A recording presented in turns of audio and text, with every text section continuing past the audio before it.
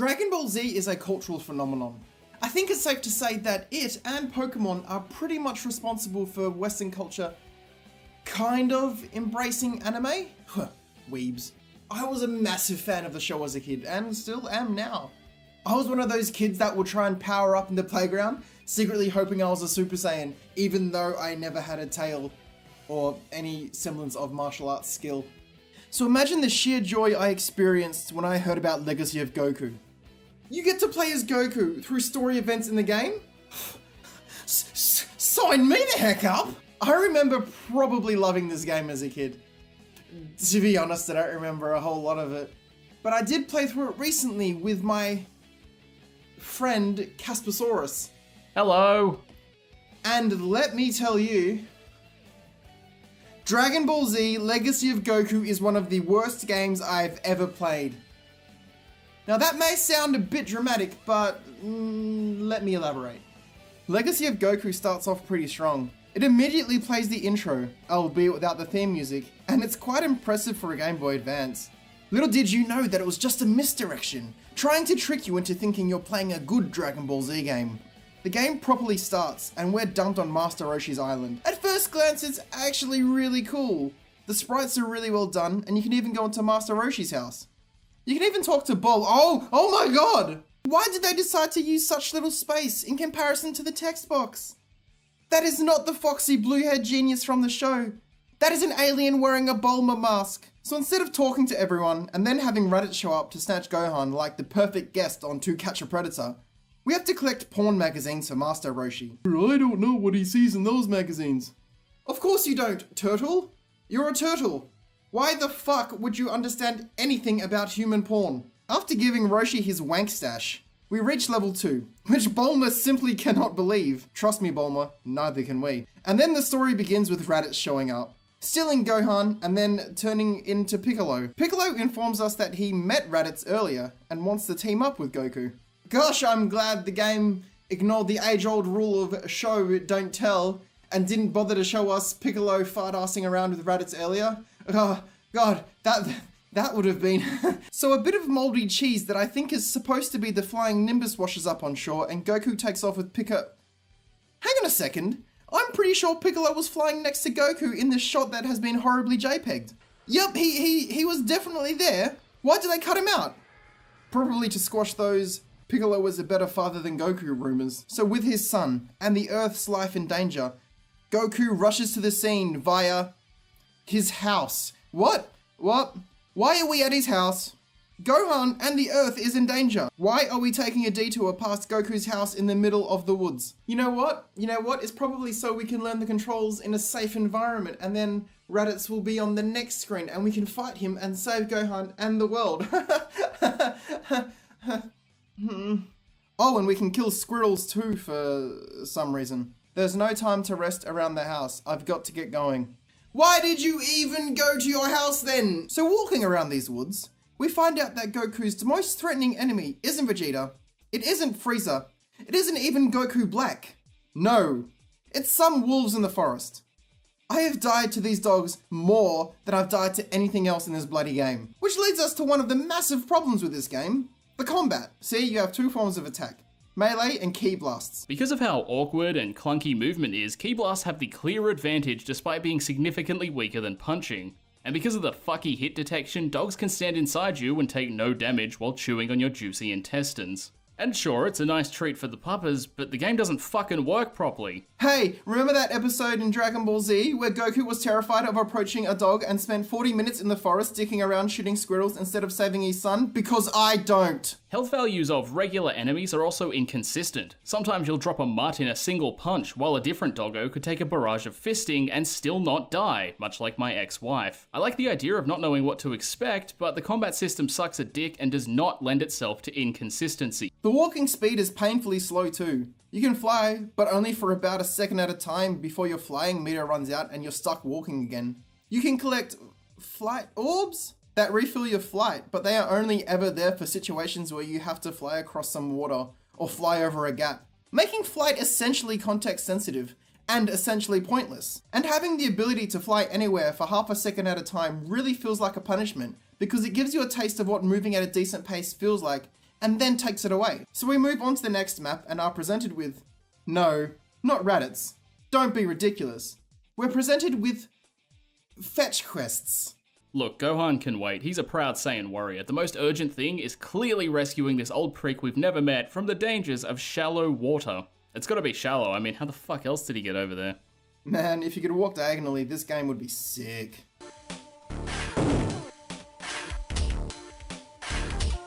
Game of the Year, 2002. Now we're in a village where some random old man has decided that we can't fight Raditz until we pick some flowers for this dumb kid.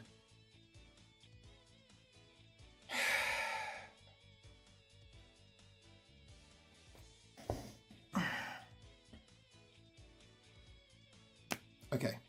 Finally, 1 hour into the game, we reach Raditz where Piccolo is waiting for us. Yeah, I know, right? Imagine what this was like from Piccolo's point of view. He left Kame House with Goku with the intention of going straight to Raditz, when suddenly Goku was like, BRB lol, and then disappears for an hour, only to rock up to the battle site covered in snakeskin and dog bites. So we begin our epic fight against Raditz. With a load of bullshit, we have to speak to Raditz to initiate the fight, but in doing so, it enables him to get a cheap shot in. It's ridiculous! He can take away half your health in 2 punches. Piccolo, help me fight Raditz like you did in the show! Good thing I have Raditz right where I want him. Fuck. So after a terribly dull and rubbish fight, we get that awesome scene where Goku holds Raditz back so Piccolo can use his special beam cannon on him, and it's the most underwhelming thing ever. Really? They couldn't animate a special beam cannon for us? They just made the screen flash? Then we get a really badly compressed JPEG of Goku looking at Gohan. And then we are at Snake Way. Yes, the game really expects you to slowly walk up Snake Way. This game is like its own hyperbolic time chamber. I thought I'd been playing the game for a few hours at this point, but then I looked at the capture, and it's only been an hour. It was at this point where I decided to stop giving a shit and use cheats for unlimited flying, infinite health, and max level. Imagine if I were playing this on an actual Game Boy Advance. That'd be a nightmare. And even with infinite flying, Goku still somehow manages to lose balance and fall off Snake Way, where we end up in the Dragon Ball version of Hell, where we have to find 3 lost spirits who also happen to look exactly like the enemies. I don't know why you'd have a health and fitness spa in Hell. Let's say that theoretically it had been a lifelong dream to go running with Hitler, but after that initial run, you're just making all the evil guys stronger. Why would Yema, a guy who's supposed to punish evildoers, make such allowances for them? So get this. Once we're done fight-assing around down here, we leave and we're at the fucking beginning of Snake Way again. So after our training, we race off to face the evil Saiyans. Of course, Goku must waste no time and hurry to the scene of the fight. Otherwise, all of his friends will die at the hands of the fearsome Nappa and Vegeta. Just kidding. We're gonna fuck around this ice area for a bit first and stop a bank robbery. Goku, you made it. Yep, just in time. Just in time for what? Yamcha, Tien, Chaozu, and Piccolo are all dead because you were too busy fight-assing around with this stupid kid on a cliff. After the underwhelming fight with the Saiyans, we get teleported to Namek and come upon a Namekian temple. In the temple, you have to use these teleport pads to find the right area to place the gemstones, and there are hidden passageways and... Honestly, at this point, I just gave up. There is only so much bullshit you can take. Liam, don't fucking lie about how your playthrough ended. Even with infinite health, Ginyu still punched you a new asshole. You can't even fucking cheat properly in this game. I'm not proud of how things turned out. The problem with this game, apart from the slow walking, and the horrible combat, and the annoying repetitive music, is that it focuses entirely on Goku's story leading up to the Frieza saga. If you exclusively followed what Goku did throughout the Dragon Ball Z series, it'd be an incredibly shit show. The greatness of Dragon Ball Z comes from its cast of characters. Krillin is more involved in the events of the show than Goku is. Here's what I do to improve the game. We start off in the woods, looking for Gohan. This gives us our first area of the game, where we can kill the snakes and dogs and crabs. We find Gohan, then we go to Master Roshi's house. From there, Gohan is kidnapped, and we immediately go to the fight with Raditz. By making us wander around for an hour before fighting Raditz, we lose any sense of urgency we would have had, and we stop caring by the time we get to him. Then, Raditz is defeated, and focus is shifted to Gohan and Piccolo. Then, like the show, Piccolo says he's going to leave Gohan to fend for himself for 6 months before he trains him properly. This is where we can do the stupid side quest stuff. Then, maybe we can go back to Goku doing his training on King Kai's planet. Then we cut forward to the fight against the Saiyans, fight the Cybermen as Krillin, or at least Gohan, and then we fight Nappa. Everyone dies and Goku arrives just in time for us to take control of him and win the fight. Then you know what?